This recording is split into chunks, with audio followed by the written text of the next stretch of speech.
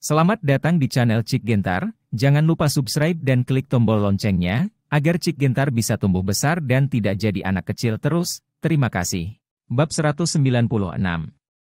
Wang Miao memperhatikan Daniel Bastian menatapnya dengan saksama, dengan ekspresi bingung di wajahnya, menunduk, segera berteriak, meletakkan tangannya di dadanya, dan berjongkok ke dalam tong, wajahnya penuh rasa malu dan tidak sabar. Dia benar-benar lupa tentang fakta bahwa dia masih telanjang di saat-saat kegembiraan tadi, dan sekarang dia langsung menunjukkan tubuhnya di depan Daniel Bastian, membuatnya merasa malu dan ingin mencari lubang di tanah untuk digali, itu benar-benar terlalu memalukan. "Maaf, aku tidak bersungguh-sungguh," kata Daniel Bastian dengan canggung.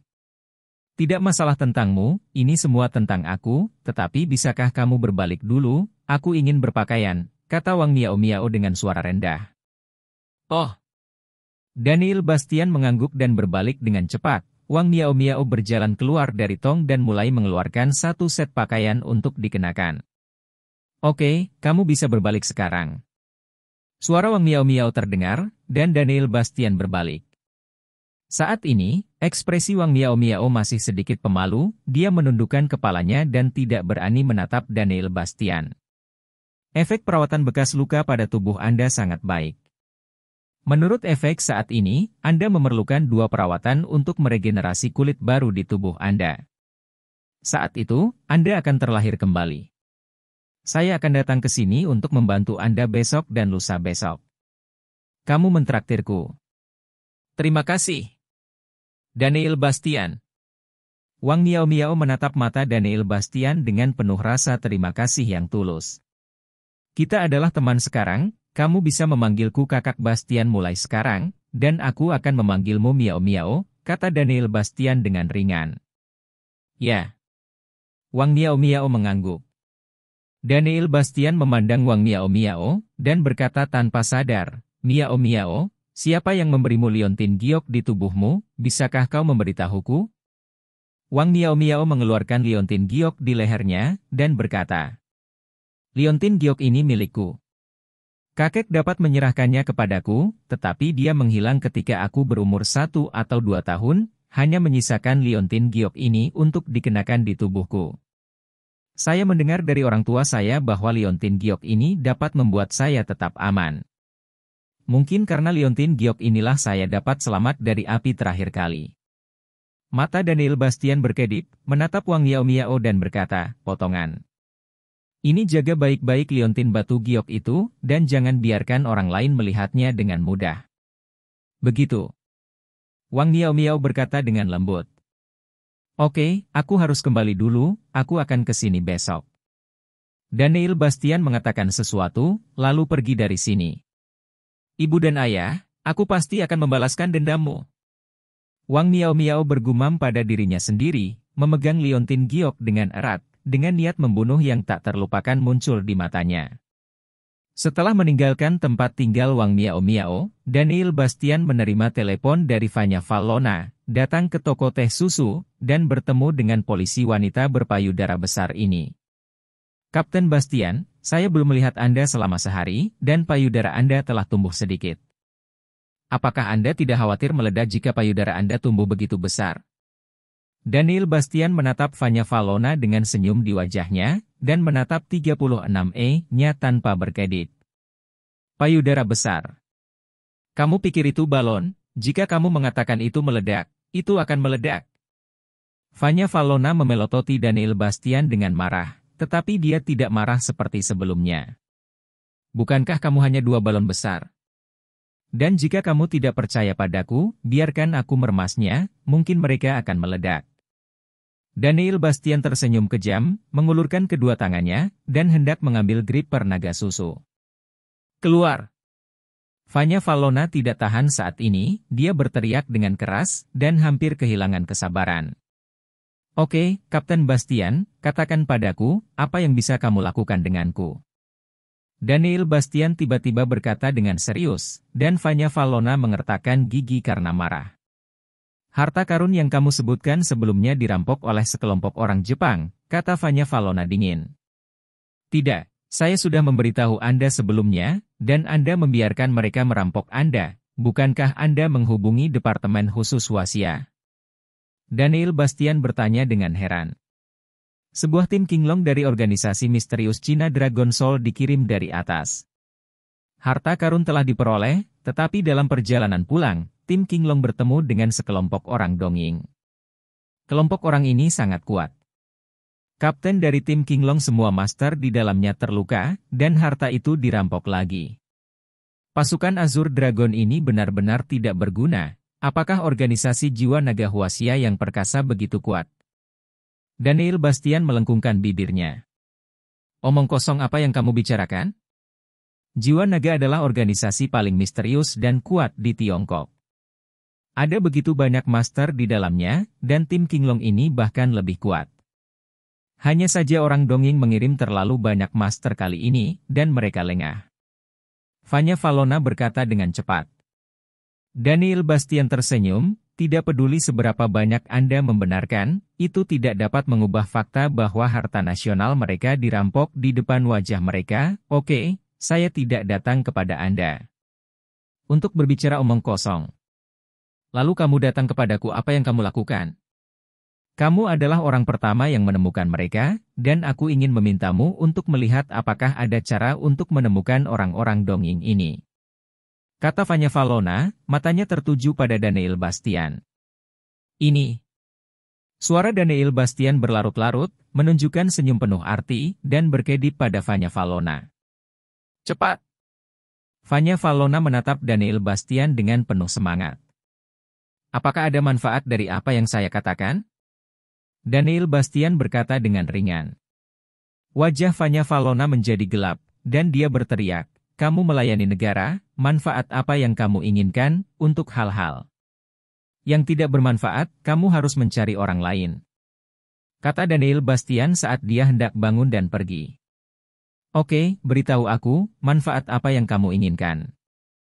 Fanya Valona harus berkompromi, dan menatap tajam ke mata Daniel Bastian. Hei! Daniel Bastian tertawa kejam, yang membuat Fanya Valona merasa tidak enak. Aku ingin minum susu. Apa? Fanya Valona terkejut, tidak dapat bereaksi untuk beberapa saat. Aku ingin minum susumu. Daniel Bastian tiba-tiba berkata dengan keras. Gak. Segera, semua orang di toko teh susu melirik pada saat yang sama, menatap keduanya dengan mata aneh. Dalam sekejap, wajah Fanya Valona memerah ke pangkal telinganya, matanya penuh amarah dan dia menatap Daniel Bastian. Daniel Bastian. Bajingan. Aku akan memberimu uang saja. Daniel Bastian berkata dengan wajah sedih, mengambil teh susu di depan Fanya Valona dan meminumnya. Fanya Valona terkejut sesaat, dia tidak menyangka pria ini bermaksud seperti ini. Kamu wanita tidak ingin menjadi kotor, kamu pikir aku ingin punya dua payudara bersamamu. Daniel Bastian menatap Fanya Valona dengan tatapan licik di matanya. Kamu. Wajah Fanya Valona memerah, dan ekspresinya penuh rasa malu. Sebenarnya, bukan tidak mungkin kamu memberiku dua susumu. Lagi pula, ini sangat besar, jadi seharusnya ada banyak susu. Daniel Bastian mengangguk dan berkata. Oke, tutup mulut dan bicara omong kosong lagi. Hati-hati aku akan merobek mulutmu. Cepat dan turun ke bisnis. Fanya Valona benar-benar tidak tahan dengan kotoran bajingan ini, dan berkata dengan marah. Bab 197. Melihat kemarahan Fanya Valona, Daniel Bastian menyingkirkan senyum main-mainnya dan berkata, sebenarnya, jika kamu memikirkannya dengan hati-hati, kamu dapat memahami bahwa karena orang-orang Dongpu ini sangat kuat, mereka pasti bukan pasukan Dongpu biasa. Banyak harta.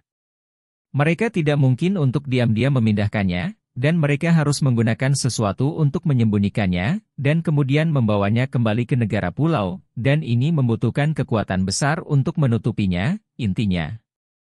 Fanya Valona mengerutkan kening dan mendengus. Aku tidak tahu apakah kamu tahu, orang-orang dari grup Ishi, kelompok terbesar di negara pulau, tampaknya baru saja datang ke Tianhai. Kata Daniel Bastian sambil minum teh susu Fanya Valona. Grup Ishi. Tiba-tiba Vanya Valona menatap Daniel Bastian, matanya berkedip-kedip dengan warna-warna aneh. Maksudmu kelompok orang Dongying ini milik keluarga Ishii, dan mereka ingin mengangkut kumpulan harta karun ini keluar dari Tiongkok melalui saluran grup Ishii. Sepertinya kamu tidak berdada besar, tapi semua ini. Hanya kesimpulan saya apakah itu benar atau tidak tergantung pada kemampuan investigasi Anda, kata Daniel Bastian sambil tersenyum. Vanya Valona memandang Daniel Bastian dan berkata, jika apa yang Anda katakan itu benar, saya akan memberitahu atasan tentang kontribusi Anda. Tidak perlu, jika Anda tidak keberatan, biarkan saya minum susu Anda lain kali, rasanya enak lumayan. Daniel Bastian meletakkan cangkir teh susu kosong di depan Vanya Valona, tersenyum menawan, bangkit dan pergi. Melihat Daniel Bastian menggoda dirinya sendiri lagi, Vanya Valona menggertakkan giginya dengan marah, dadanya naik beberapa saat, dia menundukkan kepalanya dan melirik, bergumam, apakah ini benar-benar sebesar itu? Tianhai, di sebuah taman, Dongli dan pacarnya. Wei-nya berjalan bergandengan tangan di tepi danau kecil di taman ini, seperti pasangan muda yang sedang jatuh cinta, sangat bahagia dan manis. Wen ya, kamu bilang aku hanya murid biasa tanpa uang, tidak punya rumah, tidak punya mobil. Kenapa kamu menyukaiku? Dongli memegang tangan Wen Ya dan berkata dengan lembut. Senyum muncul di sudut mulut Wen Ya, dan dia bersandar pada Dongli. Yang aku hargai bukanlah materi, tapi karakter seseorang. Kamu memiliki karakter yang baik dan mencintaiku, jadi aku secara alami menyukaimu. Meskipun kita tidak memiliki mobil atau rumah, asalkan kita bisa bersama dengan bahagia. Aku hidup. Jadi apa gunanya jika aku tidak memiliki semua ini? Lalu jika suatu hari kau mengetahui bahwa aku bukanlah aku yang sekarang, apa yang akan kau lakukan? Tanya Dongli lagi. Apa yang kamu bicarakan? Kenapa aku tidak mengerti? Wen Ya memandang Dongli dengan ekspresi bingung. Tidak ada. Dongli menggelengkan kepalanya. Tuan, hati-hati, ini berbahaya. Pada saat ini, 6 pria berjas hitam muncul di sekitar Dongli dan berkata dengan ekspresi serius. Siapa mereka? Wen Ya menatap orang-orang ini dengan keraguan di wajah mereka.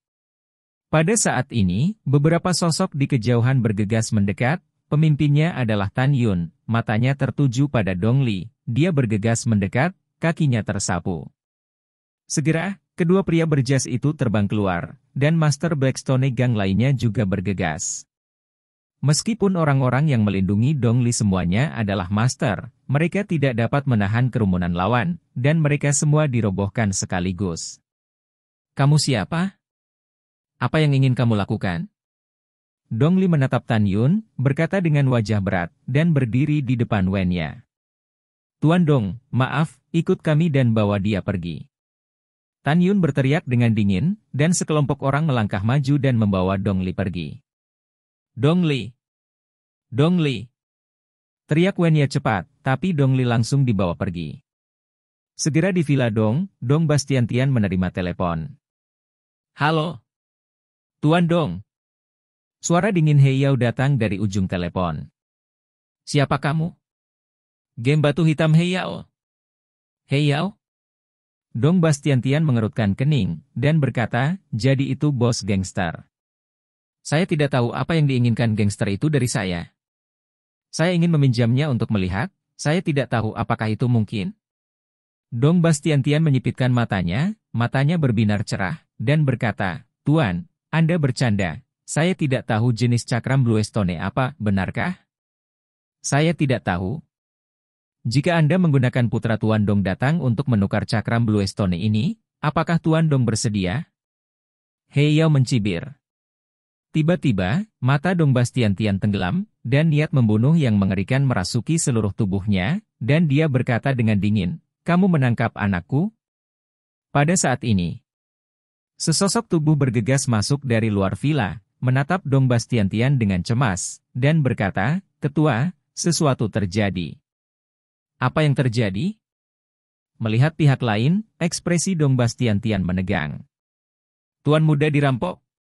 Kata sosok itu langsung. Tiba-tiba wajah Dong Bastian Tian menjadi sangat jelek, dengan embusan napas dingin di sekujur tubuhnya, dia memegang telepon di tangannya dan berteriak, "Hei Yao, kamu sangat berani, kamu berani menyerang anakku Dong Bastian-Tian? Apakah kamu benar-benar berpikir bahwa kamu, Hei Isi? Bisakah geng menutupi langit hanya dengan satu tangan? Tergantung pada ketulusan Tuan Dong malam ini, jam 10, di gudang dermaga Shuidu. Sampai jumpa lagi, Tuan Dong." Setelah mengatakan ini, Hei Yao menutup telepon, dan Dong Bastian-Tian dengan erat meremas telepon di tangannya. Dan dengan keras, itu mencubit dan menghancurkan. "Bastian-Tian, ada apa denganmu?" Kekasih Dong Bastian-Tian, Xiu Fang, datang dan menatap Dong Bastian-Tian dengan heran. "Lier diculik dan dibawa pergi," kata Dong Bastian-Tian dengan suara yang dalam. "Apa? Lier diculik? Lalu apa yang harus dilakukan? Siapa yang melakukannya? Apa yang mereka inginkan? Apakah mereka menginginkan uang?" kata Xiu Fa dengan cemas. "Tidak, yang mereka inginkan adalah cakram Blue Stone." Mata Dong Bastian-Tian berkedip dingin. "Cakram batu biru? Apa itu?" "Kamu tidak perlu tahu tentang itu," kata Dong Bastian-Tian, menatap bawahannya dan berkata, "Undang Tuan Long." "Ya, Ketua." Bawahan itu mengangguk-mengangguk kepalanya, dia berjalan keluar dengan cepat. Dong Bastian-Tian bangkit dan berjalan menuju ruang kerja, dan mata Xiu Fang bersinar dengan kecemerlangan yang aneh. Di kamar villa ini, Xiu Fang muncul di sini, mengeluarkan ponselnya dan menelepon dengan cepat. "Halo, ada apa?" Sebuah suara berat datang dari ujung telepon. "Dong Li diculik." Para penculik sepertinya ingin Dong Bastian-Tian menukar beberapa cakram Blue Stone, dan Dong Bastian-Tian sudah memanggil Long Yun, kata Xiu Fa dengan suara rendah. "Oke, begitu, sayang, terima kasih." Sebuah suara ramah datang dari ujung telepon, dan Xiu Fang sedikit tersipu, tersenyum manis, menutup telepon, dan dengan hati-hati menghapus catatan panggilan, lalu berjalan keluar. 10 menit kemudian, di ruang kerja Dong Bastian-Tian, sosok Long Yun muncul di sini, menatap Dong Bastian-Tian di depannya. Bab 198. "Saudaraku, aku tahu segalanya tentang Tuan Muda, apakah kamu tahu siapa yang melakukannya?" tanya Long Yun. "Itu dibuat oleh Hei Yao dari Blackstone Gang," kata Dong Bastian-Tian dengan ekspresi dingin. "Hei Yao? Grup Dragon Tiger kami dan geng Batu Hitam tidak memiliki keluhan, dan kami telah mundur dari pertarungan antara pasukan bawah tanah Tianhai." "Apa maksudnya?" Long Yun bertanya dengan curiga.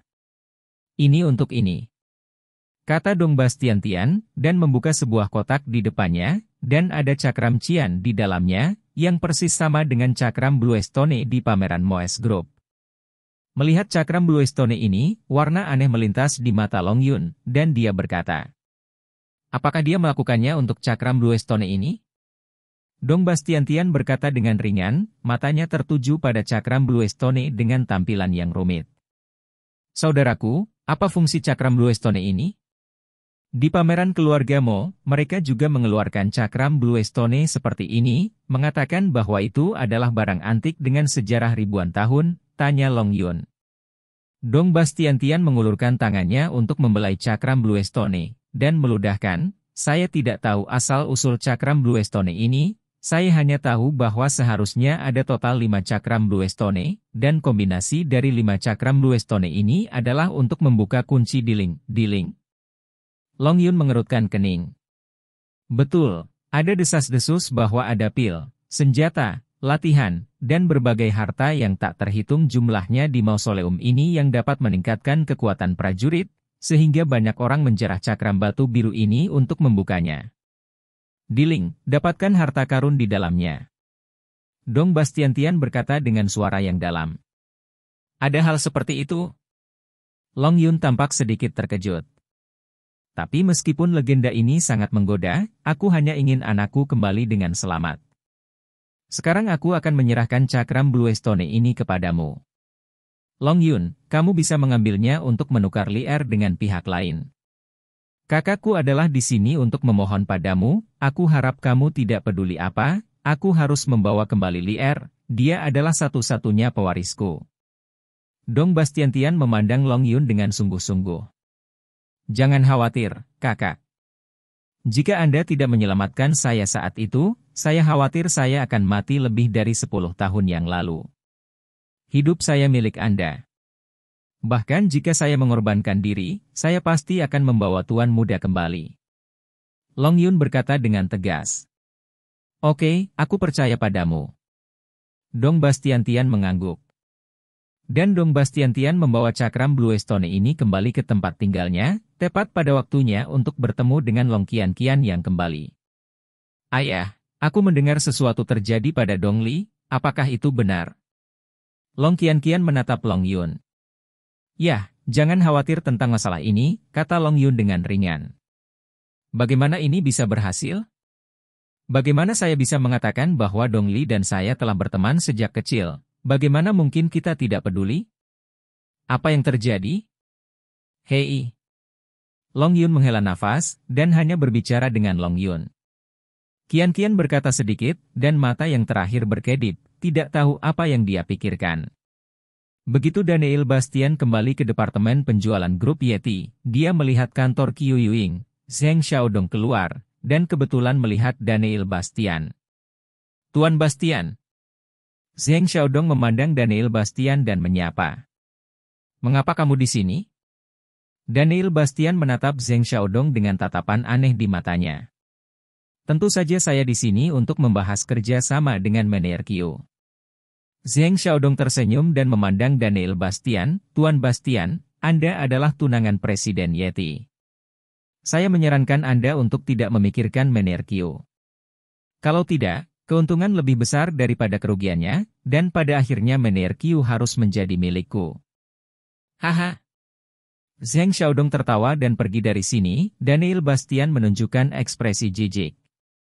Kalian benar-benar tidak memikirkan Manager Qiu, kan? Tiba-tiba Hong Mei muncul di depan Daniel Bastian, menatapnya penuh arti dengan matanya. Mengapa? Saya hanya tidak ingin Manager Qiu tertipu. Saya di sini untuk melindungi kebahagiaan dan keamanan keindahan perusahaan kami, kata Daniel Bastian dengan benar. Kenapa aku merasa kamu ingin memasukkan semua keindahan perusahaan ke dalam sakumu? Hong Mei tersenyum menggoda. Saudari Hong, kamu ingin keluargaku melayanimu, kan? Daniel Bastian mencubit pantat Hong Mei yang terbalik seperti kilat, menyebabkan yang terakhir mengerang genit, tersipu dan buru-buru tersapu. Kiri. Saat ini, ponsel Daniel Bastian tiba-tiba berdering, lalu dia meninggalkan perusahaan lagi. Di sebuah manor mewah di Tianhai, sosok Daniel Bastian muncul di sini. Di dalam manor terdapat air mancur berbatu, pepohonan taman, dan pemandangan yang indah. Ada juga pria asing berpenampilan khusyuk berbaju hitam dan nafas tajam berdiri di sekitar.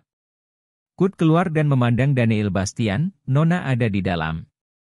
Daniel Bastian berjalan ke villa bergaya Eropa di tengah dengan senyuman di bibirnya.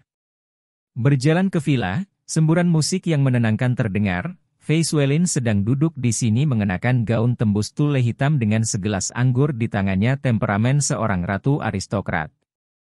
Sayang, kamu di sini. Melihat Daniel Bastian, Fei Suelin mengerutkan bibir merahnya dengan ringan, memperlihatkan senyum menawan. Aku bilang Fei Suelin, kamu tidak membeli tempat ini, kan? Tentu saja, karena kamu ingin tinggal di sini, aku tentu saja ingin membeli rumah di sini agar kita bisa berkencan. Fei Suelin terkekeh. Membeli rumah semewah itu dengan santai layak menjadi putri dari keluarga chaebol terbesar di Eropa. Ini kebanggaan.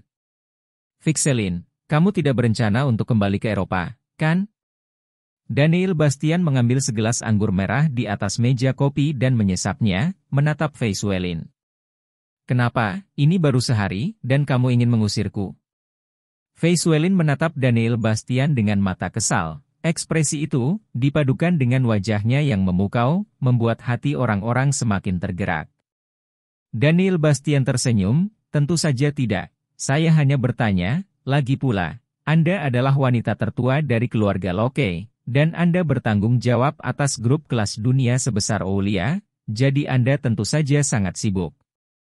Cabang Huaxia di Tianhai. Apa? Mendirikan cabang Oulia di sini? Daniel Bastian tertegun sejenak. Oulia ini adalah salah satu dari 10 grup terbesar di dunia, dengan aset mencapai ratusan miliar euro.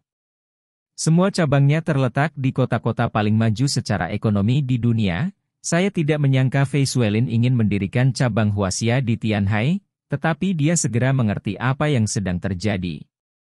Sebenarnya, kamu tidak perlu melakukan ini, kata Daniel Bastian tanpa sadar sambil merangkul Fei Xuelin.